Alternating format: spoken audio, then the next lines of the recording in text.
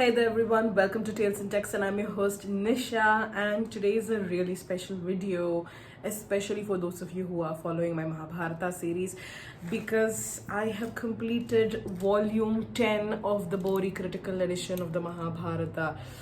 There you go, the iconic dog. If you know, you know. Yep. And there are a lot of notes, lots of things that I want to say. Alright, so get something to eat, get something to drink, get cozy, and let's dive into our Mahabharata book review for volume 10, possibly the last Mahabharata book review of this series. We've come to this part where Bhishma has been talking to Yudhishthira for a really long time. And in fact, Bhishma's conversation with Yudhishthira starts, I would say, very early on in volume 8, about 30% through the book, and the entirety of volume 8, the entirety of volume 9, and I would say 50% of volume 10, which is this one. 50% of this book is also Bhishma's conversation with Yudhishthira, but this 50%, I would say about 300 or so, 300 to 310 pages, is the Dana Dharma parva, or Dana Dharma parva, however you want to pronounce it. This part of the text deals with giving gifts, making offerings, being generous, and essentially the responsibilities and roles of a king as he gives back to the society. We start off with the Dana Dharma parva, and one of the first observations, I actually made notes here.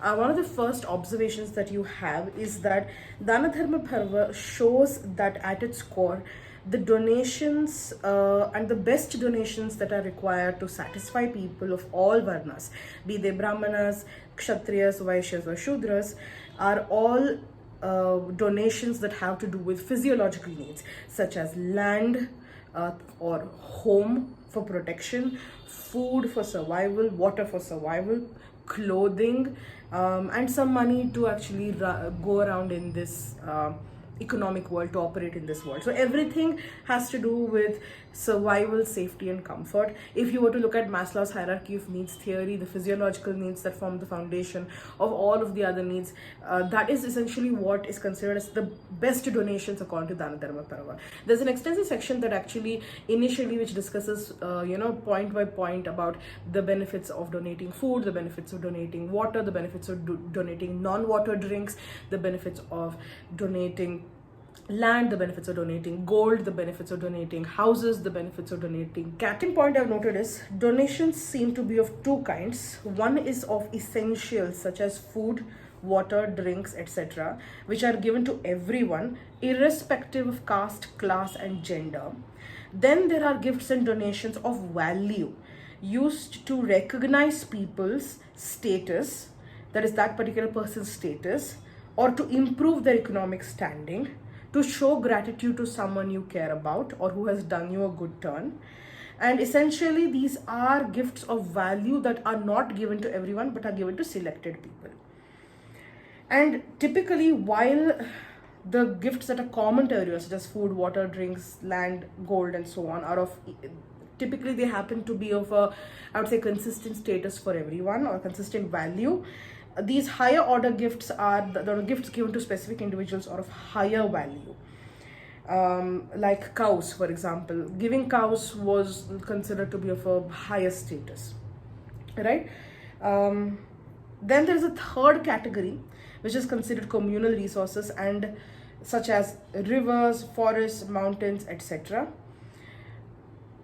Donation here doesn't mean donating it to an individual, but it means the king creates these resources and then makes it public property for everyone to use. So not a single person can claim that I own this park or I own this mountain. The third point I have listed is, even amongst what is donated, the gift cannot cause any harm, trouble or imposition of loss of any kind, either to the giver or the recipient or a third party. So the king has to be extra careful when he's giving dana, that whatever he's giving, it cannot harm him, the king, it cannot harm the giver, it cannot harm a third party. So for example, there is a large section where it's given and in fact it's mentioned so many times that kings have to satisfy brahmanas desires for wealth, and only then will the brahmanas utter the mantras that are necessary to protect the king and his kingdom. But in this case, some brahmanas become very greedy, and again, this is mentioned in the text. Okay, this is not my personal opinion, this is actually in the text, where it mentions that because of this, some brahmanas become greedy and start demanding more and more. And when such a thing happens, a king should not become pressurized, in the sense that they should not take away somebody else's land and give it to the brahmana. They shouldn't take away some Vaishya's cow and give it to a brahmana or to anybody else. So essentially, the king cannot harm someone else. The king cannot harm the giver. The king cannot harm himself. So the gift has to be sourced responsibly. The next point that I've made is, there is an extensive section about donating cows, the process and rules and benefits of donating the cows. A large focus here is how treating cows well will earn a person a place in the sacred worlds. And this kind of, and as I was reading this section, I also made a note of how realistically today the dairy industry, that is our milk production industry, it has started abusing cows in order to increase milk yields. Now, if you actually take a look at how the milk production companies actually treat the cows that are producing our milk for us, there is no sacredness in that process. And yet they did whatever practices that they use, they mechanize the milking process, they take away the cows from their mothers.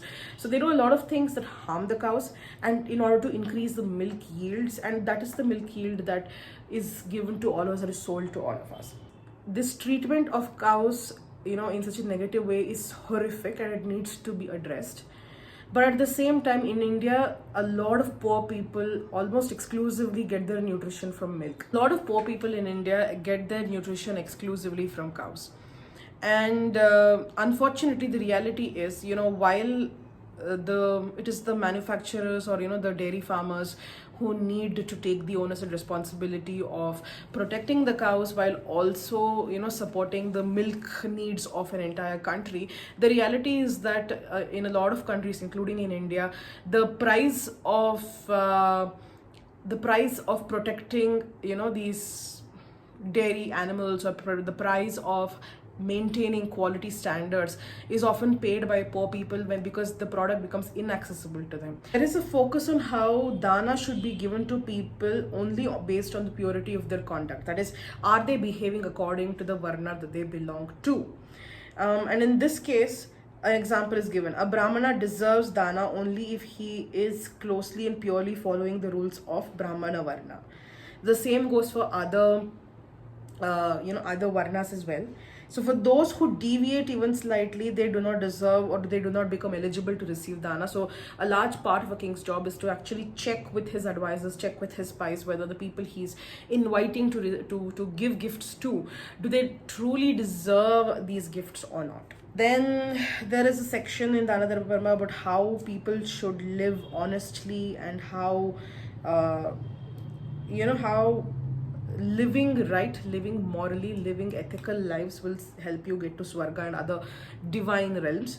But otherwise, how you would go to Naraka and the other realms, and how no matter how much dana you give, and the point of this was that no matter how much dana you give, and no matter how much dana you make to the world, no matter how much good you do to the society, if there is something that you're doing that is inherently sinful, inherently unethical, then you will still go to Naraka or to one of the underworld regions, but not to Swarga or any of the divine regions.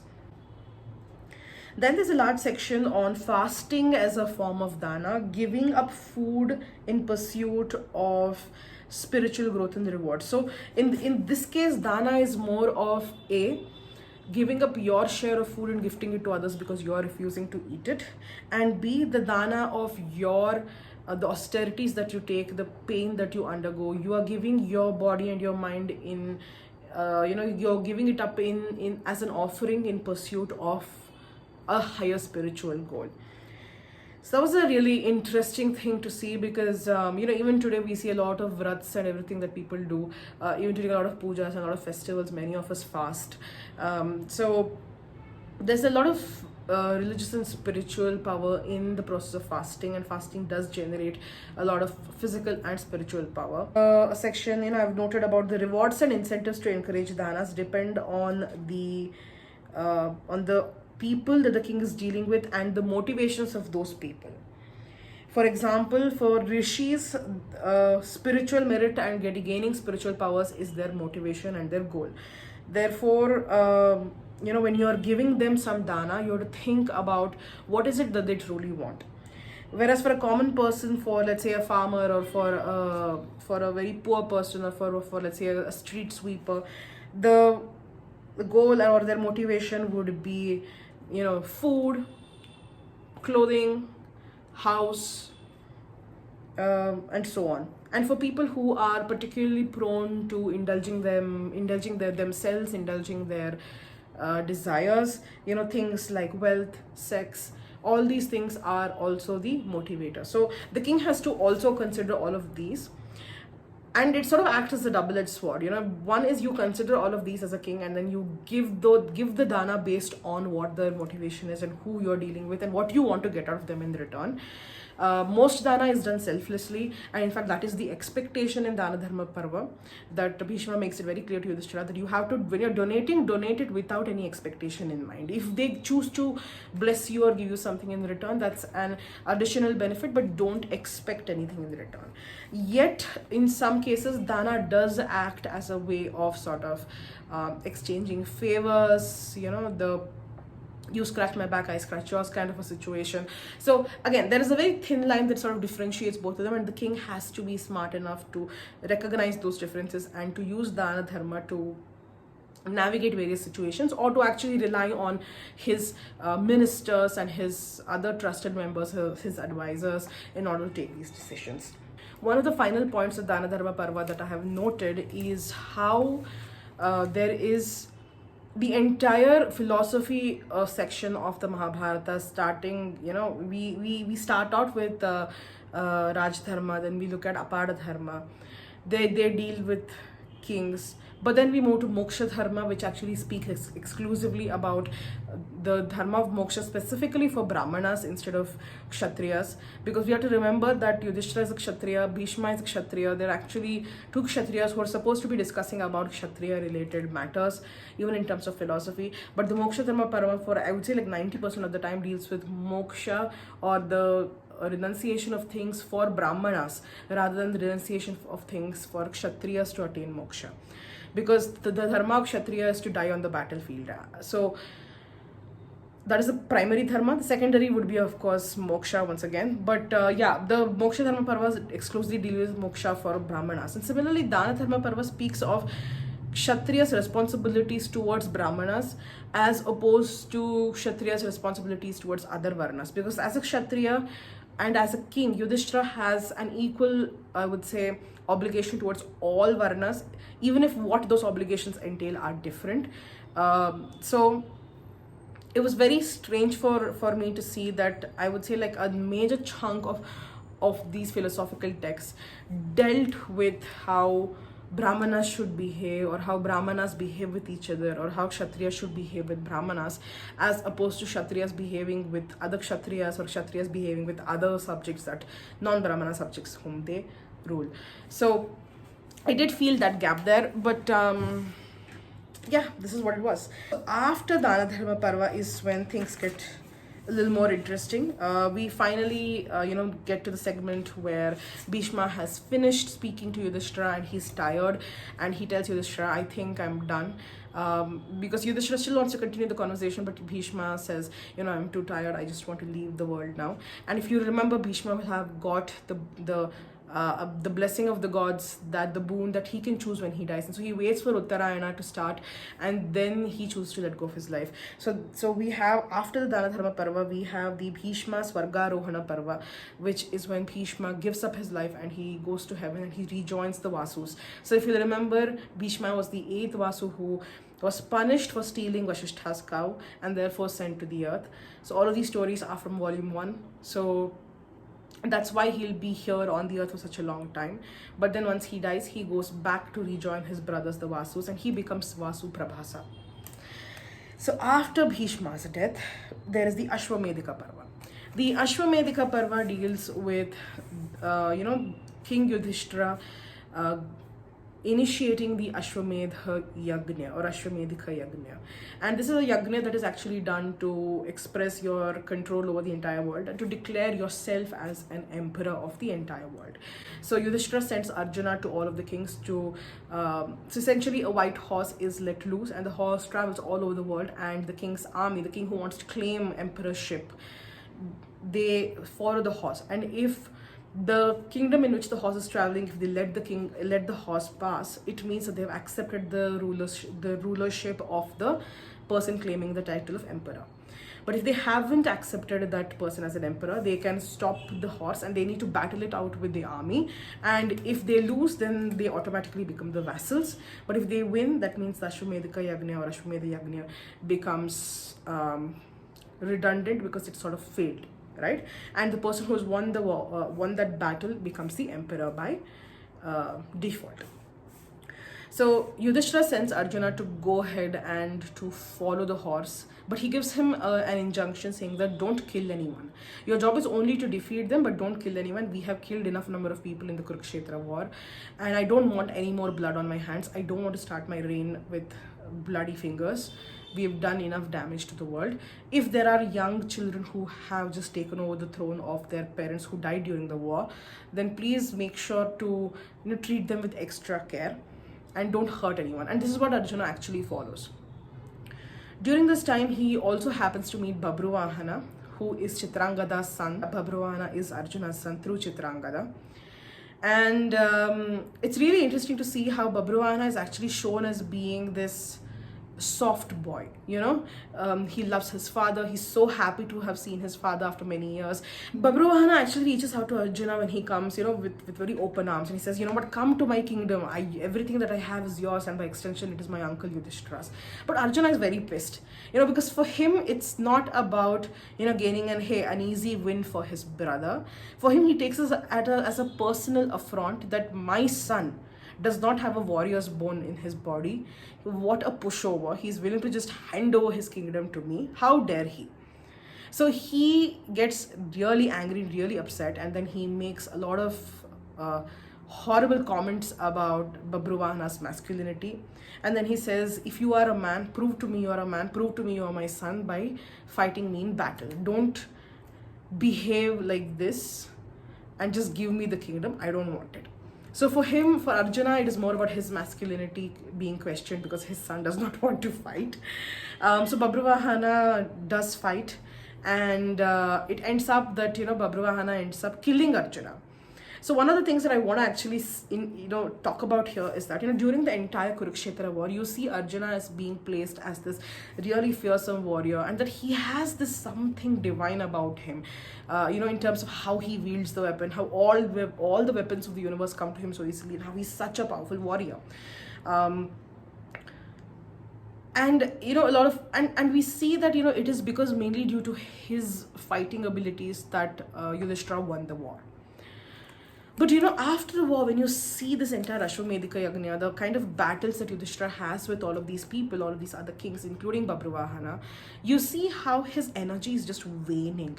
You see a reduction in his energy, and even the way Arjuna's battles are described, it makes you feel like, you're looking at an average warrior dealing with other average warriors. There is no strength, there is no finish, there's none of that beauty that was there in the way he used to battle and the way he used to tackle his enemies.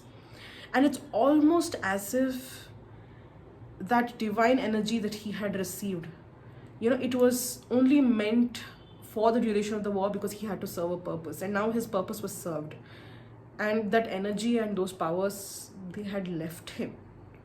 So it is a little sad. So Babruvahana does end up killing Arjuna. And and then Chitrangada finds out that her son has murdered her husband, and she comes and she's really upset. She berates Babruvahana, but then luckily Ulupi is there, and Ulupi tells Chitrangada, I made this situation happen. I made sure that Babruvahana was able to kill Arjuna and then there's some convoluted story about how Arjuna would have been cursed and how the only way he could be saved was being killed and being reborn after his son killed him. And she says, I have a sacred gem which can actually revive people from the dead. They can reanimate people from the death. and I'm going to wake up my husband now. I'm going to make him come back to life. And that's what she does, and Arjuna does come back to life, and he's stronger than before. Not, war strong like Kurukshetra was strong, but he's definitely stronger than how he was, before battling Babruvahana. And we see his battles predominantly with kingdoms that he had an enmity with before, such as Shishupala's kingdom, Jayadratha's kingdom, Jarasandha's kingdom. So all of these people whom he used to have an enmity with before. And so Ashwamedha Yagna, the yagna starts off on a good note, and the yagna is completed on a good note, and at the end of the day, Yudhishthira is crowned as the emperor of the world. While on the one hand there is this happiness and this pride, on the other hand Uttara goes into labor and she gives birth to a stillborn baby, and everyone is heartbroken because on one hand Yudhishthira has just been crowned the emperor, but on the other hand there is no future for his lineage because the only sole heir to the kingdom is now dead. And you see how Yudhishthira starts lamenting that, what have we done? We have brought this curse upon ourselves. We did this to ourselves, and now we have no one to pass on the kingdom to. What was the point of killing all of our relatives when we don't even have our future progeny?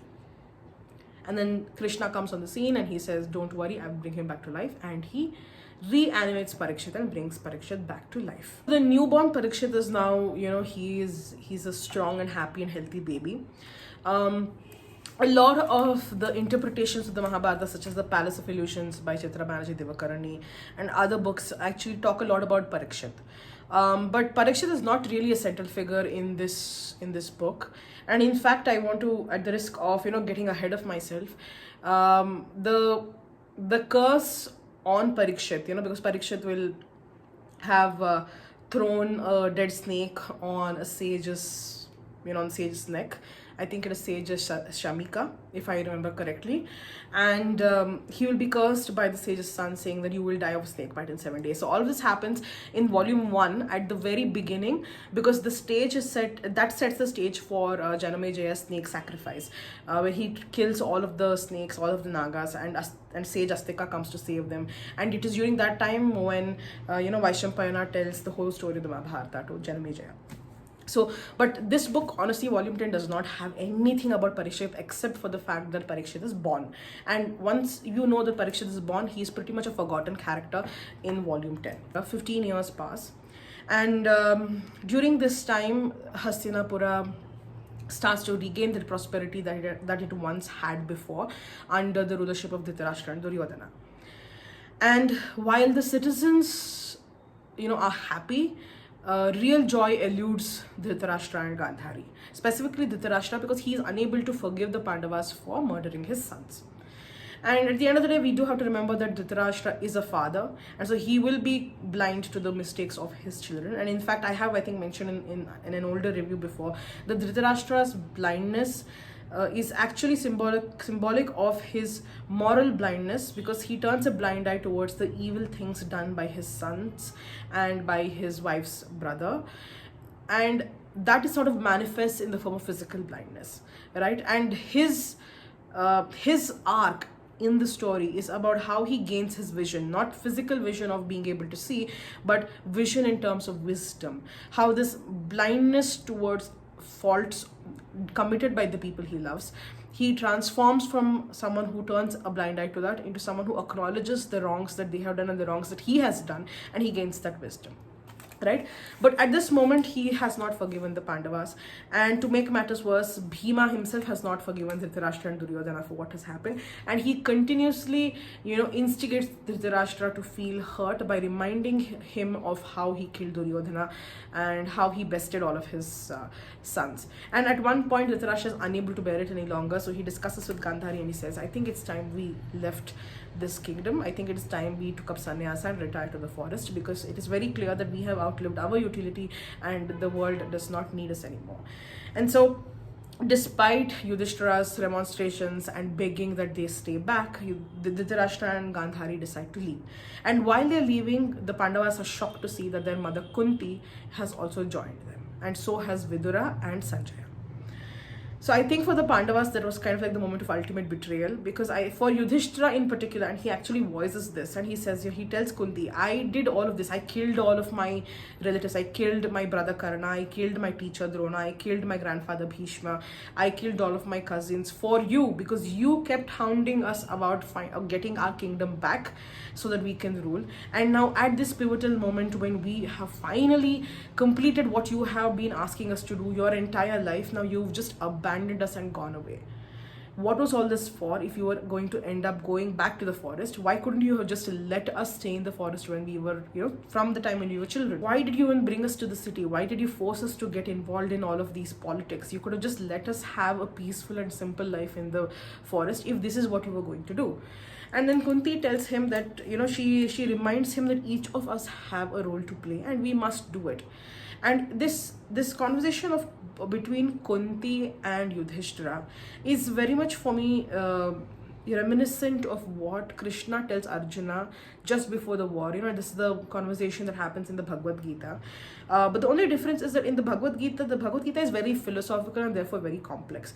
So, the ideas are the same across what Krishna tells Arjuna and what Kunti tells Yudhishthira, but just the language used is very different. And I think that is what makes a world of difference, because when Krishna tells Arjuna, he basically says the same thing. In a nutshell, what is the Bhagavad Gita about? Bhagavad Gita is about karma yoga. Do your part, play your part, do what is expected of you, without keeping in mind any expectations of the results, and without harboring any rancor or any guilt or any shame or any anger towards other people or yourself. Just do your job and let the world take care of the rest. Let the universe take care of the rest, let the God take care of the rest. And Kunti ultimately tells basically the same thing. She tells Yudhishthira, every one of us has to play a part. Your destiny, your duty was to gain this kingdom and become its ruler, right? So, and my role as your mother was to make sure you reached a place where you were able to go ahead and do this. Now my work is done, and so I am leaving, and one day your work will be done too, and you will leave too as well. But for now, there is no point crying and casting blame and aspersions. Do your part, be a good king, complete the reason, achieve the purpose and the reason why you are on this planet. So it's essentially the same thing what you're seeing. And I think that's the beauty of it, because in a lot of ways, if a lot of us find, the philosophical text very difficult to understand. And if we find it difficult to understand, we tend to rely on other people's interpretation of those texts. For example, the Bhagavad Gita has hundreds and thousands of interpretations written by thousands of people. And yet those interpretations are all that individual writer's interpretation of the Bhagavad Gita, right? So they may also bring with them certain of their belief systems into the picture, which may not technically have been what the original text would have intended. On the contrary, when you look at the conversation between Kunti and Yudhishthira, it is so simple. It is a normal, I would say, a conversation that you might have with your parent, or I might have with my parent, and it is said in such a simple language that the message is not lost. But throughout the Mahabharata, I think the underlying message is all about, do your duty, play your part, and leave the rest to God, leave the rest to the universe. Because, everyone's destiny is already charted out, and while we do have certain free will in certain small moments of our lives, we have to play our part. So that's essentially what it is. So in the end, Dhritarashtra, Gandhari, Kunti, Vidura and Sanjaya all leave for the forest. After some time, the Pandavas are missing their mother a lot, and they decide to go visit them in the forest. And at this point, they do come and they stay for about a month with the elders while they are in the forest. And it is at this time that something really interesting and strange happens. In the book Yuganta by Iravati Karve, and I've actually done a review of this book as well. I will put the link somewhere. Iravati Karve talks about the possibility of Vidura being Yudhishthira's real biological father. And the reasons she states are, Yudhishthira is called Dharmaraja or Dharma. Vidura is also referred to as Dharmaraja or Dharma. And it is a known fact that Kunti performed niyoga in order to gain her children. Although in the text itself in volume 1, you find out that the niyoga was with the gods, right? Kunti with Dharma, and for Yudhishthira, Kunti with Vayu for Bhima, and Kunti with Indra for Arjuna, right? Madri with the Ashwin Kumaras for Nakula and Sahadeva. So when you look at Kunti with Dharma, the theory that Iravati Karve proposes is that Dharma could also mean Vidura, because Vidura was also called Dharma.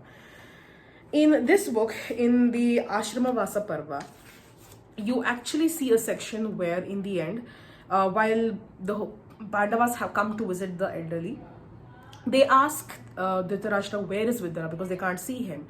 And so Dhritarashtra says Vidura is in the forest. He is doing a lot of austerities and he's given up everything. He wanders around naked, he doesn't eat anything, and it's almost like his mind isn't there anymore. And Yudhishthira is very concerned and he's very upset. And the kind of emotions that Yudhishthira feels, for one, is completely, I would say, strange and unnecessary, given the relationship that they have technically in society, right? Yes, Vidura is his uncle because he is Pandu and Dhritarashtra's younger brother, but class-wise, Vidura is much lower in class because he's Kshatriya. His mother is a Vaishya, so he is not of the same Kshatriya class as Yudhishthira, right? So even considering the fact that Vidura has helped Yudhishthira and the Pandavas save themselves, for example, in the wax palace, when the Duryodhana tries to burn them to death, Vidura is the one who helps them. And in fact, Vidura does a lot of these, he gives them these ideas, and then he passes on messages from Bhishma to the Pandavas. And so he does a lot of this. Given all of that, the kind of sorrow that Yudhishthira feels for when he sees that Vidura is wandering around almost as if he's just out of his mind, is something too extreme for the kind of relationships that they have, socially speaking. And then Yudhishthira actually chases Vidura into the forest in order to,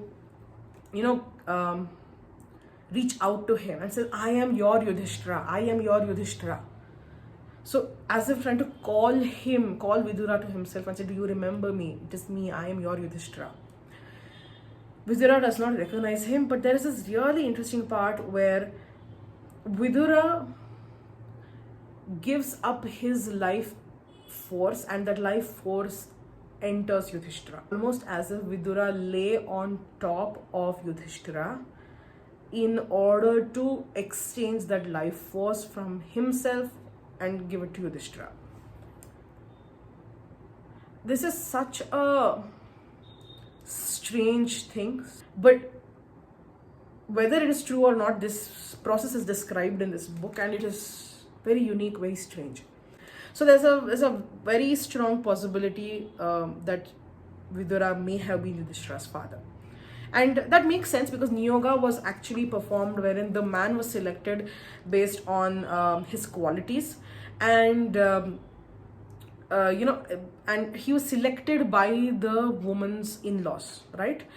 So in this case, Bhishma, Vyasa, Satyavati, they would all have seen possibly that Vidura is a very good man, he's a very moral man, and he would probably have a child or have an offspring who would also have that kind of same moral caliber, and they might have selected him for Niyoga with Kunti. You never know. It is a possibility. The Pandavas, they say their goodbyes and then they leave. They want to conduct the funeral ceremony for Vidura, but Vyasa tells them that don't do it because Vidura's spirit is in Yudhishthira, and if you were to cremate Vidura's body, you would also cause harm to Yudhishthira. After this, you have the Putra Darshana Parva. Putra Darshana Parva is where Dhritarashtra is still grieving, and he says, I don't know what's happening to my sons. I just really want to know whether they are in hell, they are in heaven, or how are they faring, because I'm their father and I wasn't there with them in the last moments of their lives. I couldn't even see their bodies, so I'm just torn by the grief that I don't know what happened to my sons. And so Vyasa gifts a divine sight to Dhritarashtra, Gandhari and Kunti, wherein they can see the physical embodiment of the spirits of their children. So the spirits of Duryodhana and all of his brothers come back to life temporarily. Karna's spirit comes back to life temporarily, as do all of the brothers of Draupadi, of Gandhari, that is Shakuni, all of their children and grandchildren, whoever died in the war. These spirits, they come back to life, and Dhritarashtra, Gandhari and Kunti are all able to see all of these spirits in their embodied form and to speak to them and ask after them, and they're comforted in the knowledge that all of these people, even the ones who may not be in the most divine or blessed regions, they are still safe, they are still taken care of, and that sets their mind at ease. And finally, after decades of harboring ill will towards his brother Pandu's children, Dhritarashtra forgives Yudhishthira and the other Pandavas, and he finally becomes at peace. And at this time, 3 years after the Putra Darshana, Dhritarashtra, Gandhari and Kunti are walking around in the marshy land, and then they smell the burning of a fire. Sanjaya is also with them, but because they are so weak and they're old, they are unable to run. So Dhritarashtra tells Sanjaya, you go save your life, don't wait for us. The time has come for us to die, and we will die in the fire. And the three of them, Dhritarashtra, Gandhari and Kunti, are burned to death. So this effectively ends, I would say, one era of the whole Kuru lineage. After this is the Narada Gamana Parva, where Narada actually comes to the Pandavas and he tells them about the deaths of Kunti, Gandhari and Dhritarashtra, and he tells about how Sanjaya has gone to the Himalayas. It's a very short Parva where he just describes the deaths of all of these characters. And then we move to the Mausala Parva, which is a very interesting Parva where we go to Dwarka. We move from the Kuru lands and we move towards Dwarka, where the ill-fated Yadavas end up massacring each other. Now you'll remember that at the end of the war, Gandhari would have cursed Krishna that just as how my people have been destroyed, your people will one day be destroyed too. But it turns out that she's not the only one who has cursed the Yadavas. At another point in time, a couple of Brahmanas would have cursed the Yadavas because Samba and a few other, Samba is Krishna's son through Jambavati, and a few other people from the Yadava lineage would have made fun of the Brahmanas and incensed the Brahmanas, would have cursed them, saying that you will give birth to a club which will end up killing everyone. And this club turned out to be both a physical club as for in the form of a weapon that people used to kill each other, and a metaphorical club in the form of long-held resentments that were weighing down inside people and that burst forth with a lot of violence, and it created a carnage. The Yadavas will have gone out to Prabhasa for a day like a visit to the Tirtha, and there Satyaki and Kritavarma, they start fighting about each other's roles in the war. Now, if you remember, both of them are Yadavas technically, although they belong to different clans within the Yadava dynasty. But Satyaki would have been on the Pandava side, but Kritavarma would have been on the Kaurava side. So they start, abusing each other, and ultimately Satyaki ends up killing Kritavarma. And this sort of starts a chain reaction where the entire community kind of loses their mind, and they just start punching and kicking and hitting each other. And they start pulling out the grass and the weeds from the surroundings, and they start throwing it at each other, and by some magic all of the grass and all of that vegetation starts turning into clubs and other weapons, and they end up murdering each other, and it turns out that at the end almost all of the Yadavas have killed each other. It's very interesting in this particular Parva, Mausala Parva.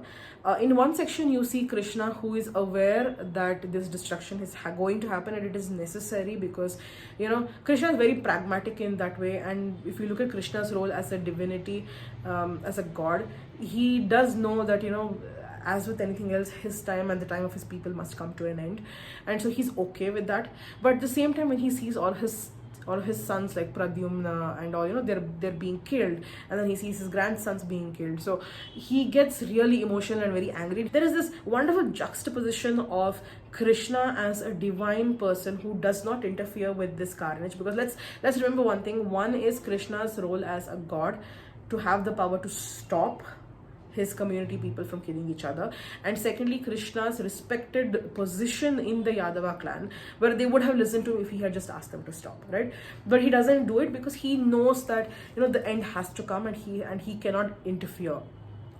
But at the same time, there is Krishna the man, Krishna the father, Krishna the grandfather, Krishna the husband, who cannot tolerate the murder of his family. And so he himself jumps into the war and starts killing people. So it's a very interesting and beautifully written parva. But in the end, ultimately, all of the men in the dynasty, except for the aged ones who have not accompanied them to Prabhasa, they're all dead. Seeing this, Balarama goes to meditate by the edge of the ocean, and Krishna tells him, "You wait for me. We will both go into the forest and take up sannyasa. Until then, I'll go to our father and tell him to make arrangements to take care of the women and the children, and to send word to Arjuna and Yudhishthira to come and save them." Right? But by the time he goes and he comes back, he'll have seen that Balarama has already given up his life force.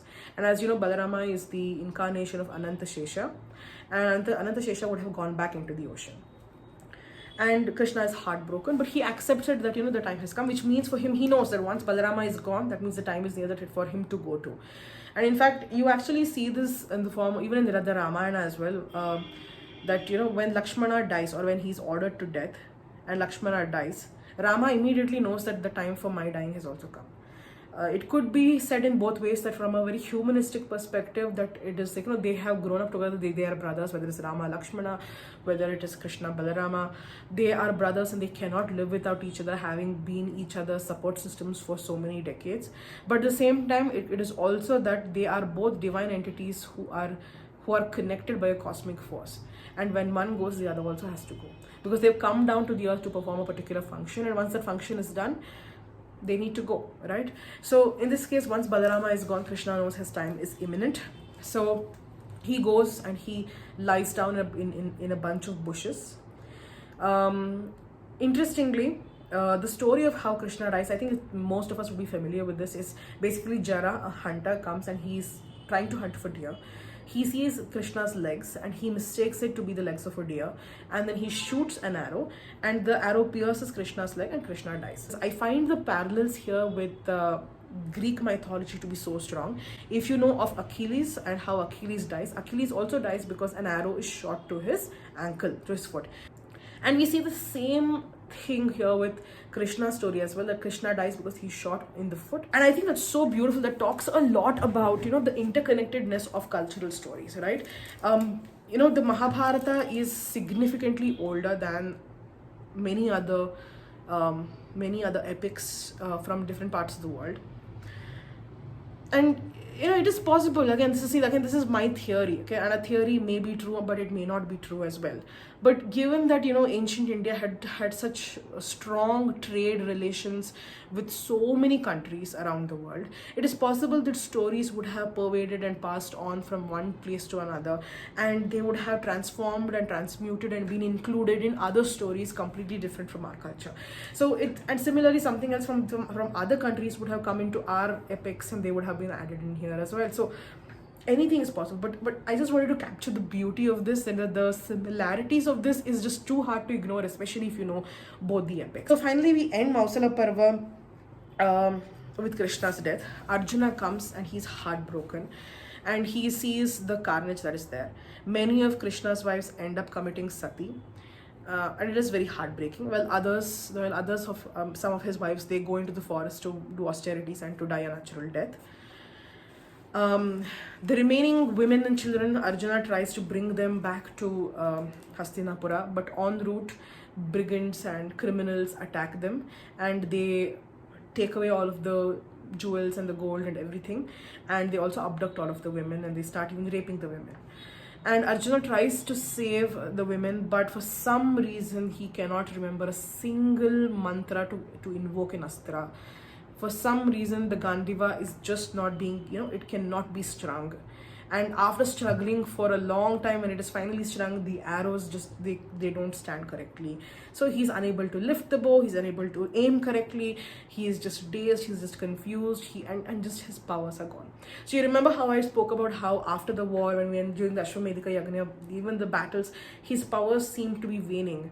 At this point in the Mausala Parva, his powers have completely gone, and he's become, I would say, a redundant warrior. One could also say that from a very mortal perspective, he's become aged, so that's why he doesn't have any powers anymore. But from a spiritual perspective, his purpose in life is complete, and therefore perhaps now the divine weapons that he used to rely on so much, the Gandiva which came from Varuna, that is the god of the ocean, they don't serve him anymore because they don't need to serve him anymore because he doesn't have anything else left to achieve.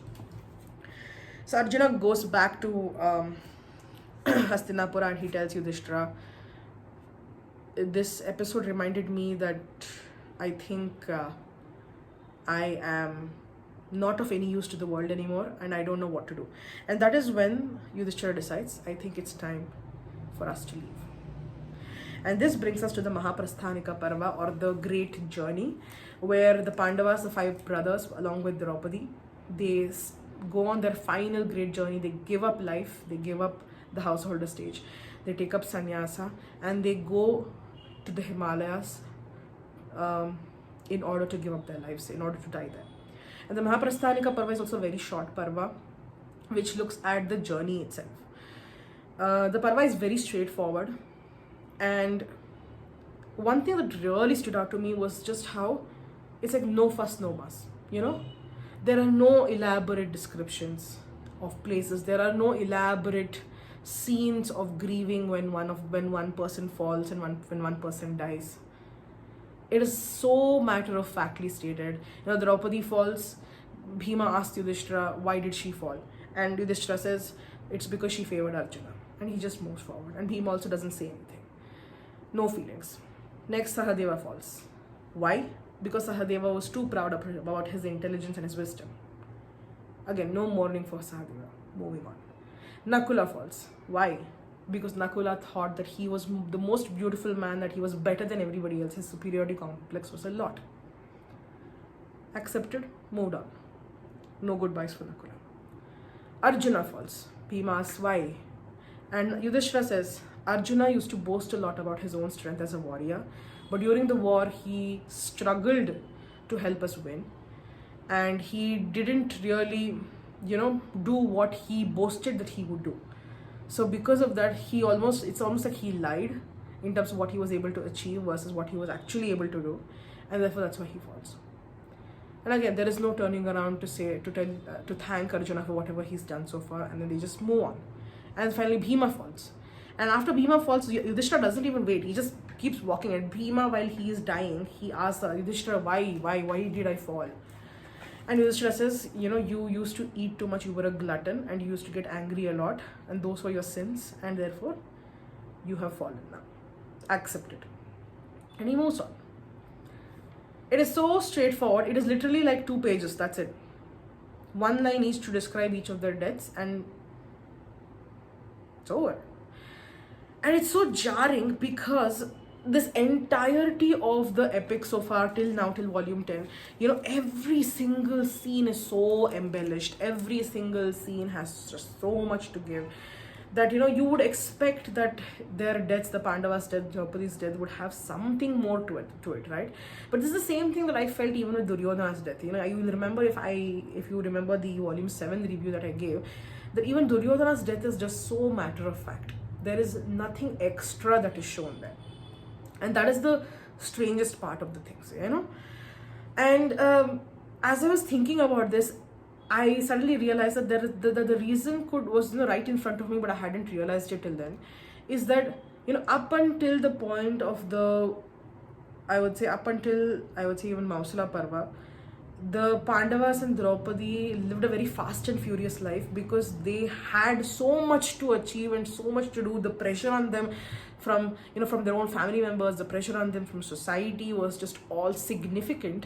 And because of that, they had so much to achieve. That's why they lived such fast and furious and such larger than life lives, And even when people are talking about, oh my God, do you know they're going to go into war right now? So when people talk about them also, it used to be like, wow, exaggerate, embellish, hyperbole, right? But when they've achieved everything, they've done everything, and life is just back to how it usually is, without all the crazy ups and downs, their deaths become as normal and as par for the course as anybody else's death would be. And for me, the realization as a reader was, the story isn't poorly written or the story isn't missing something.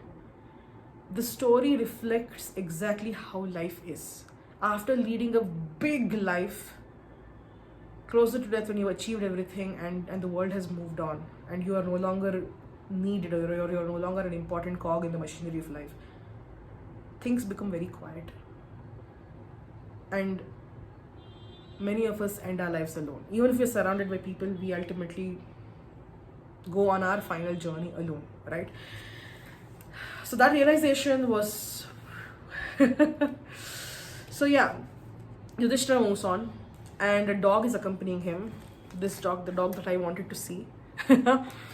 And many of you know already who this dog is. It is Dharma in the form of a dog, to give Yudhishthira his one final test of faith, one final test of morality. Yudhishthira is trudging along to the top of Mount Meru. Indra comes and he says, you know what, I am very pleased with everything that you've done. Come to heaven with me. And Yudhishthira says, okay, I will come. But Indra says, you have to leave your dog. Your dog cannot come because dogs are inauspicious. And Yudhishthira says, no, I will not abandon my dog. And so Indra very rightly asks, you abandoned your wife, you abandoned your 4 younger brothers. These 5 people have been with you your entire life, and without them you couldn't have achieved anything in the world. When you could abandon them, why can you not abandon a simple dog who you owe nothing to? So Yudhishthira says, I didn't abandon them by choice. I abandoned them because it was their time to die, and I know for a fact that destiny cannot be changed and I cannot bring dead men back to life. I don't have that kind of maya. But as long as this dog is alive and as long as this dog is willingly following me, I will not give this dog up. It is coming with me. Either you take me with the dog to heaven or you send us both on our way. And then Dharma, reveals his true form and he says, I'm very pleased with you, and so let's go to heaven. They all go to heaven. But when they go to heaven, and this is when we reach Swarga Rohana Parva, the entrance to heaven, the final parva in the entire Mahabharata, Yudhishthira sees that his brothers are not visible, but he sees Duryodhana sitting on this, kingly chair and being worshipped by the Gandharvas and Apsaras, and in so much prosperity, and he's incensed. And he says, what perversity is this? That Duryodhana is getting all of these benefits, but my brothers are nowhere to be seen. You take me to the place where my brothers are, I don't want to be here. And no matter how much the gods cajole him, he doesn't want to stay there, and he's very angry and he's upset. And Narada even pointedly says, this is heaven. Heaven does not have anger and hatred and jealousy and guilt and all of these feelings. Those are human emotions. So let go of these human emotions and become a heavenly being. But Yudhishthira is not able to do so. And that's when I had another second realization, that might have been heaven, right? Heaven may not have all of these negative human emotions, but the reality is that Yudhishthira is not a heavenly being, not yet. Because the reality is Yudhishthira has come into heaven in his human form. And because he's come into heaven with his human body and his human mind, he also holds on to his human hurts, his human feelings, his human thoughts, his human prejudices. And therefore he still behaves as he is supposed to behave, as a man, as a mortal. He is not a spirit now. He is not a divine being. He is just a man stuck in heaven. Wrong place, wrong time. Wrong body. So the gods finally take him to hell. And hell is really horrendous, it's disgusting, and it's bad, and it's painful, and it's horrifying. And they tell him, your brothers are here, you have to also stay here. And Yudhishthira is horrified. And he can't believe that, Duryodhana is enjoying prosperity in heaven, but he and his brothers are stuck in hell. And he wonders, what was the point of all of the things that we did in life if we were here? But after some time, things suddenly transform. All of the gods come, and then they take Yudhishthira back to heaven, and they say, every king who comes here must spend some time in hell. In fact, we have a rule that if a person who has done many bad things, many bad deeds, they are sent to heaven first to enjoy heaven for a short time, and then they are sent back to hell. But if someone has done good deeds, they're sent to hell for a short time to make up for the sins that they've done, but then they are sent to heaven for however much time they are supposed to be there, to enjoy the fruits of heaven. For you and your brothers, because while you did commit sins, it was not a lot. So in order to atone for these transgressions, all of you were in hell for some time, but now all of you can enjoy your life in heaven. In Sanatana Dharma, there is no singular heaven or hell. There are various realms, where there are various upper world realms or divine realms, and there are many lower world divine realms as well. So where people or spirits go after their death, it depends on the kind of life that they lived when they were alive. So these are very different from each other. So when I say heaven, I may mean one of any of the various worlds. So the world of Kubera is one, the world of Vishnu is one, the world of Brahma is one, the world of Indra is one. So various realms like that. Similar, you have so many other, Naraka, Patala, Rasatala, so many other things, also the underworld divine realms as well. So where people go, where spirits go, depends on the kind of life they lived when they were alive and they were humans. But ultimately, Yudhishthira is reunited with his brothers, and he gives up his human body and he becomes a divine spirit. And Yudhishthira, Bhima, Arjuna, Nakula, Sahadeva, they enjoy their time in the divine realms. Draupadi is the spirit of goddess Lakshmi, and so she goes back to Vishnu. And the Swarga Rohana Parva ends with all of the people gaining the worlds that they earned through their lives and what lives they had led. And finally, the Mahabharata ends when we come back to Janamejaya's snake sacrifice, and Vaishampayana tells Janamejaya, this is the history of your ancestors. This is what happened, and this is the legacy that you carry forward. And Janamejaya thanks Vaishampayana. That is where the Mahabharata volume 10 ends. According to some classifications, officially the Mahabharata ends with this book, volume 10, and that means we've completed the Mahabharata text. But we still have this book. The Harivamsha is considered to be the addendum to or the supplementary text to the Mahabharata because of two reasons. One is it does answer some questions about the Mahabharata that is not there in the Mahabharata itself. And second, it talks about Krishna's exploits, both as a child and during the time of the Mahabharata time period when Krishna was not with the Pandavas. It's a very small book compared to the Mahabharata. I think I can finish this pretty quickly. And once I finish this book, I have not started this yet. Once I finish this book, then we will officially be done with the Mahabharata series. So, if you're stuck around with me so far, thank you so much for watching, and thank you so much for being part of my journey till now. Just hold on. Harivamsha is yet to come. And then after that, we will head into the Puranas. So our journey isn't over yet. Thank you so much for watching, and I'll see you next time on Tales and Texts. Bye-bye.